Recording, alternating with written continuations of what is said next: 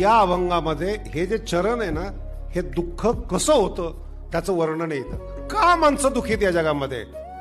संदेहामुळे दुःखी आहेत आणि संदेहाची गाठ मनात पडते. कोणत्याही माणसावर संशय, संत असो चांगला, सगळ्या संदेहाची गाठ अंतःकरणामध्ये. मराठी समजून घ्या बरं का.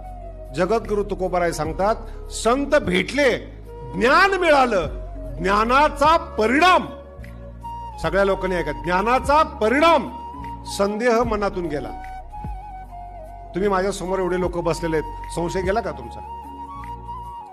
जातो संशय. अरे कोणावर संशय घेतात त्याचा तरी विचार करा.